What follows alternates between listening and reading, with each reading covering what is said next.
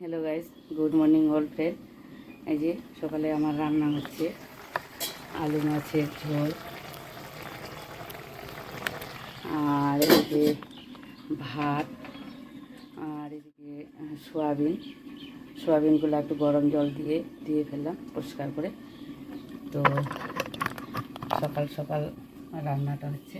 এদিকে রান্না আমার ছেলে কলেজে যাবে, ভাবলাম যে রান্নাটা করে নিই, বাকি তো আছে, এই কাজটা করতে হবে। আগে রান্না, তারপরে অন্যান্য কাজ। সকালে আমাদের টিফিন হয়ে গেছে, চা মুড়ি। তো ভাবলাম যে রান্নাটা হোক, কেন আমাকে 9টার সময় আবার নাস্তা করতে হবে, ওই জন্য ভাবলাম। তো বন্ধুরা, কাদের কাদের রান্না হচ্ছে একটু কমেন্টে হ্যালো বলো। যে রান্না, তো আমার মাছের ঝোলটা হয়ে গেল, ভাতটাও হয়ে যাবে কিছুক্ষণের মধ্যে।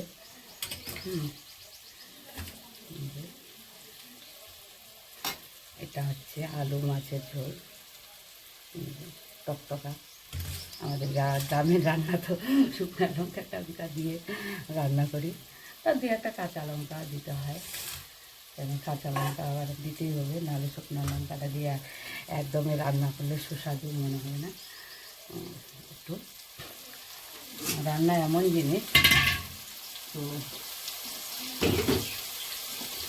রান্নাটা ভালো করে, এক কথায় যে তেল মশলা দিয়ে রান্না হয় সেটা না, রান্না অল্পতেই সবই কিছু রান্না করা যায়। তো রান্না করতে গেলে আমি একটা প্রশ্ন রেখে দিব, তো দিদি দাদারা অবশ্যই আমার কমেন্ট বক্সে লিখবে। কারণ হচ্ছে, রান্না করতে গেলে কী কী লাগে, রান্না করতে গেলে কি কি লাগে, তো ওটাই অবশ্যই বন্ধুরা, দাদা দিদিরা সকলকে আমি বলতেছি কমেন্টে, বা দাদারাও যদি শুনে, তো বাড়িতে তো দিদিভাই আছে, তাদের কাছ থেকে শুনে উত্তরটা কমেন্ট বক্সে অবশ্যই লেখা, যে রান্না করতে গেলে কি লাগে, রান্না করতে গেলে কি লাগে অবশ্যই কমেন্টে লিখবে।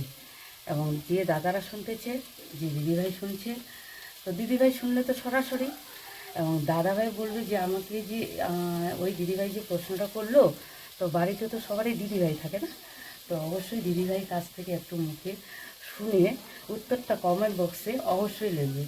এটাই আমার প্রশ্ন থেকে গেল, এই রান্নার ছোট্ট করে ব্লকের মধ্যে রেখে গেলাম, যেন প্রশ্নের উত্তরটা আমি অবশ্যই পাই।